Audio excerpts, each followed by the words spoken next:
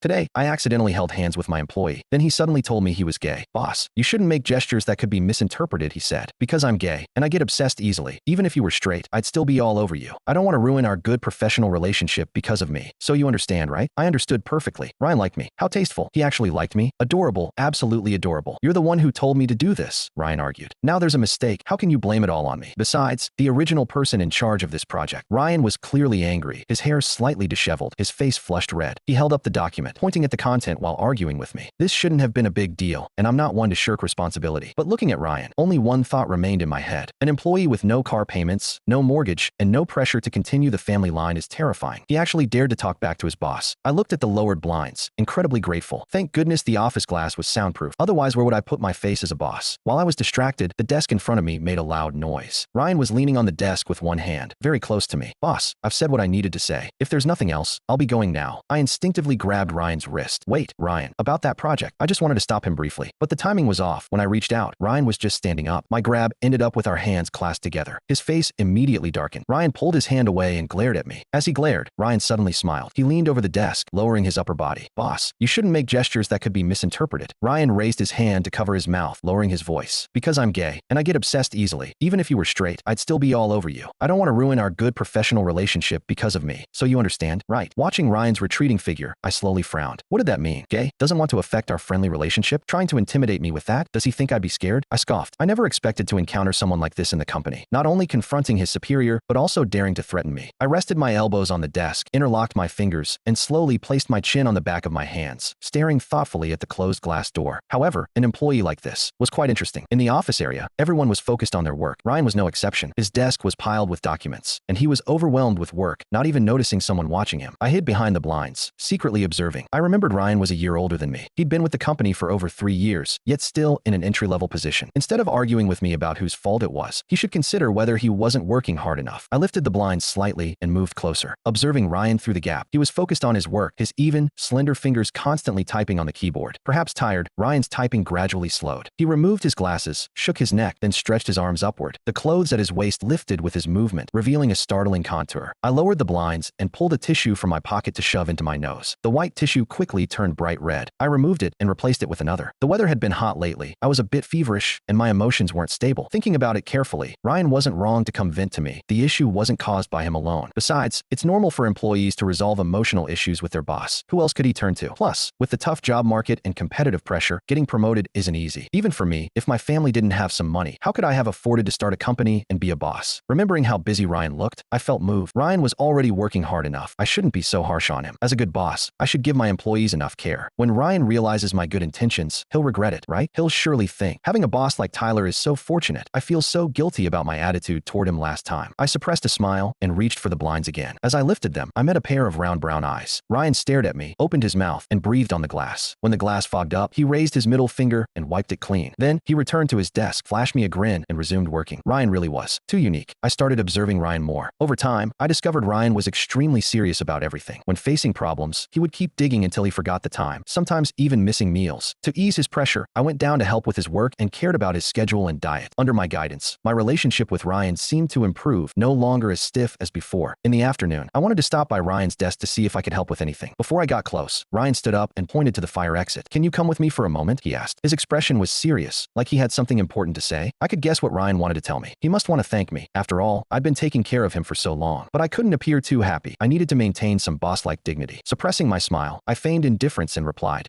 okay." Ryan walked behind me, and as soon as we entered, he turned and closed the fire exit door. "Boss, you remember what I said last time, right?